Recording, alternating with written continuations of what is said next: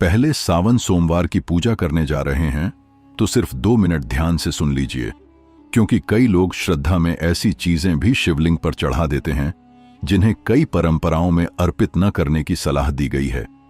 यही छोटी सी गलती उनकी पूजा को लेकर मन में संदेह पैदा कर देती है। इसलिए आज हम बिना किसी लंबी भूमिका के जानेंगे कि पहले सावन सोमवार पर भगवान शिव को क्या अर्पित करना शुभ माना जाता है और किन चीजों से बचना चाहिए। हर हर महादेव दोस्तों, सावन का पहला सोमवार भगवान भोलेनाथ की भक्ति का अत्यंत पावन अवसर माना जाता है। इस दिन लाखों भक्त मंदिरों में जलाभिषेक करते हैं और शिवलिंग पर अपनी श्रद्धा अर्पित करते हैं।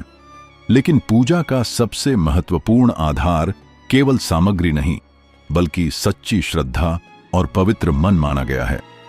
सबसे पहले भगवान शिव को स्वच्छ जल अर्पित करें। यदि गंगा जल उपलब्ध हो तो परंपराओं के अनुसार उसे भी श्रद्धापूर्वक चढ़ाया जा सकता है।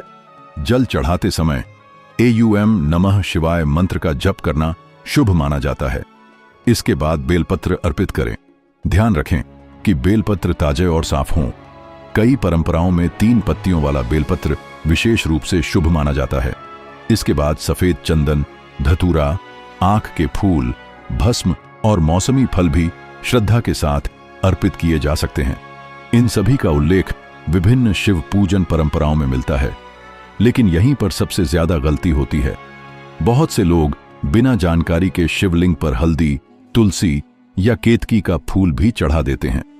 अलग अलग परंपराओं में इन वस्तुओं को लेकर अलग मान्यताएं मिलती हैं, इसलिए इनके बारे में सही जानकारी होना जरूरी है। अब सबसे पहले बात करते हैं हल्दी की। आखिर कई लोग शिवलिंग पर हल्दी चढ़ाने से क्यों मना करते हैं? इसके पीछे क्या मान्यता बताई जाती है? आइए इसे विस्तार से समझते हैं। सबसे पहले बात करते हैं हल्दी की। बहुत से भक्तों के मन में सवाल आता है कि जब हल्दी को शुभ माना जाता है तो फिर शिवलिंग पर इसे चढ़ाने से क्यों मना किया जाता है? कई धार्मिक परंपराओं में माना जाता है कि हल्दी का संबंध सौभाग्य और देवी स्वरूप पूजा से अधिक जोड़ा जाता है, जबकि भगवान शिव को भस्म और वैराग्य का प्रतीक माना गया है। इसी कारण अनेक परंपराओं में शिवलिंग पर हल्दी अर्पित नहीं की जाती। हालांकि अलग अलग क्षेत्रों में पूजा विधि में कुछ भिन्नताएं भी देखने को मिलती हैं। अब बात करते हैं तुलसी दल की। भगवान विष्णु की पूजा में तुलसी का विशेष महत्व है, लेकिन शिव पूजा की कई परंपराओं में तुलसी दल अर्पित नहीं किया जाता। इसके पीछे एक प्राचीन पौराणिक कथा का उल्लेख मिलता है, जिसमें तुलसी और भगवान शिव से जुड़ी मान्यता बताई गई है। इसलिए अधिकांश शिव मंदिरों में भी तुलसी की जगह बेलपत्र अर्पित करने की परंपरा अधिक प्रचलित है।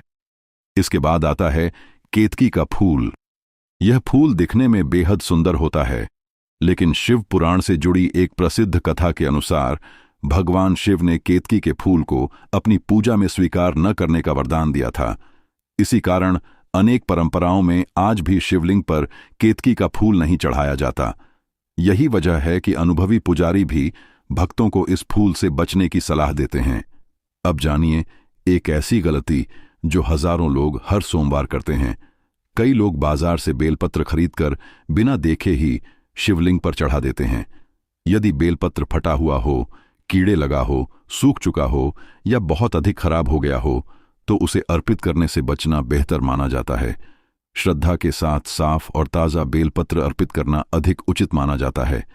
इसी तरह पूजा में बासी फूल, सड़े हुए फल या खराब हो चुका प्रसाद भी अर्पित नहीं करना चाहिए। भगवान को हमेशा स्वच्छ और ताजी सामग्री अर्पित करना भारतीय पूजा परंपराओं का महत्वपूर्ण हिस्सा माना गया है। लेकिन केवल सही सामग्री चढ़ाना ही पर्याप्त नहीं है। कई लोग पूजा के दौरान कुछ ऐसी छोटी गलतियां भी कर देते हैं जिन पर उनका ध्यान ही नहीं जाता, जैसे जल चढ़ाने का तरीका, बेलपत्र रखने की विधि और अभिषेक के समय की सावधानियां। इन्हीं बातों का ध्यान रखने से पूजा और अधिक श्रद्धापूर्ण मानी जाती है। अब बात करते हैं पूजा की सही विधि की, क्योंकि केवल सामग्री अर्पित करना ही पर्याप्त नहीं माना जाता। जिस भाव और श्रद्धा से भगवान शिव की आराधना की जाती है, वही पूजा का सबसे महत्वपूर्ण भाग है। जब भी शिवलिंग पर जल अर्पित करें तो जल्दबाजी बिल्कुल न करें। धीरे धीरे और शांत मन से जल चढ़ाएं। जल चढ़ाते समय एयूएम नमः शिवाय मंत्र का जप करते रहे। ऐसा माना जाता है कि मंत्र के साथ किया गया अभिषेक मन को एकाग्र करता है और भक्ति की भावना को और गहरा बनाता है। इसके बाद बेलपत्र अर्पित करें। कई परंपराओं में माना जाता है कि बेलपत्र को श्रद्धा के साथ धीरे से शिवलिंग पर रखना चाहिए, फेंकना नहीं चाहिए। यदि बेलपत्र पर धूल लगी हो तो पहले उसे साफ जल से धो लेना उचित माना जाता है। पूजा में स्वच्छता का विशेष महत्व बताया गया है। यदि आपके पास दूध है तो बहुत थोड़ी मात्रा में श्रद्धापूर्वक अर्पित कर सकते हैं, लेकिन केवल दिखावे के लिए अत्यधिक मात्रा में दूध बहाना आवश्यक नहीं माना जाता। यदि किसी कारण दूध उपलब्ध न हो तो केवल स्वच्छ जल से किया गया अभिषेक भी पूर्ण श्रद्धा के साथ स्वीकार्य माना जाता है। भगवान शिव के लिए सबसे महत्वपूर्ण आपकी भक्ति और सच्चा मन है। इसके बाद सफेद चंदन, धतूरा, आक के फूल और मौसमी फल अर्पित किए जा सकते हैं। यदि इनमें से कोई सामग्री उपलब्ध न हो तो चिंता करने की आवश्यकता नहीं है। भगवान शिव को सच्चे मन से किया गया प्रणाम भी उतना ही महत्वपूर्ण माना गया है। एक और बात का ध्यान रखें, पूजा करते समय मन में क्रोध, ईर्ष्या या किसी के प्रति द्वेष रखने से बचने का संदेश हमारे धर्म ग्रंथों और संतों की शिक्षाओं में बार बार मिलता है। इसलिए पहले मन को शांत करें, फिर पूरी श्रद्धा से भगवान शिव का स्मरण करें। यदि आप सावन सोमवार का व्रत रखते हैं तो दिन भर अपनी वाणी और व्यवहार को भी संयमित रखने का प्रयास करें। जरूरतमंद की सहायता करना, किसी का अपमान न करना और यथासंभव दान पुण्य करना भी इस दिन शुभ माना जाता है। कई लोग केवल पूजा पर ध्यान देते हैं लेकिन अच्छे कर्मों को भूल जाते हैं, जबकि भक्ति और सदाचार दोनों का साथ साथ चलना ही शिव आराधना का वास्तविक संदेश माना जाता है। अब एक ऐसी बात जिसे बहुत कम लोग जानते हैं, कई भक्त अनजाने में पूजा पूरी होने के बाद भी ऐसी गलती कर बैठते हैं जिससे उन्हें लगता है कि उनकी पूजा अधूरी रह गई। आइए इसे भी समझते हैं। अब सबसे अंत में बात करते हैं उन बातों की जिन्हें अक्सर लोग नजरअंदाज कर देते हैं। पूजा पूरी होने के बाद कई भक्त तुरंत वहां से चले जाते हैं, जबकि अनेक परंपराओं में कुछ क्षण शांत बैठकर भगवान शिव का ध्यान करना और मन ही मन प्रार्थना करना शुभ माना जाता है। यही समय होता है जब व्यक्ति अपने मन की बात भगवान के सामने पूरी श्रद्धा से रखता है। यदि आपने जलाभिषेक, बेलपत्र और अन्य पूजन सामग्री अर्पित की है तो उसके बाद कम से कम 108 बार एयूएम नमः शिवाय मंत्र का जप करने का प्रयास करें।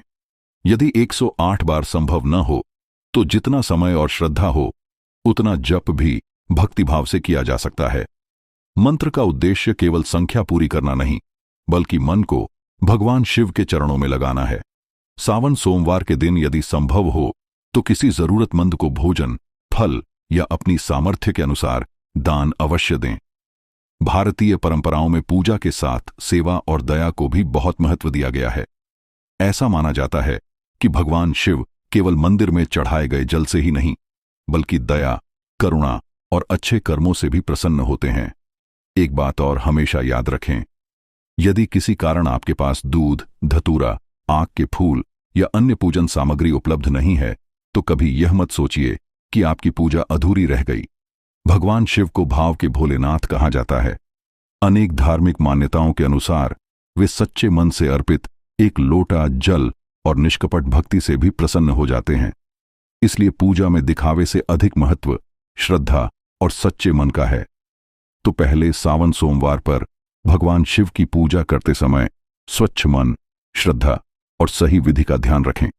जल, गंगा जल, बेलपत्र, सफेद चंदन, धतूरा, आक के फूल और अपनी श्रद्धा अर्पित करें। वहीं कई परंपराओं में हल्दी, तुलसी दल, केतकी का फूल, बासी फूल, सड़े हुए फल और खराब पूजन सामग्री शिवलिंग पर अर्पित न करने की सलाह दी जाती है। अलग अलग क्षेत्रों की परंपराओं में कुछ अंतर हो सकता है, इसलिए अपने परिवार या स्थानीय मंदिर की परंपरा का सम्मान करना भी उचित है। अगर आपको यह जानकारी उपयोगी लगी हो तो वीडियो को लाइक करें और इसे अपने परिवार और दोस्तों के साथ जरूर साझा करें, ताकि अधिक से अधिक शिव भक्त पहले सावन सोमवार की पूजा पूरे श्रद्धा भाव और सही जानकारी के साथ कर सकें। हर हर महादेव। एयूएम नमः शिवाय।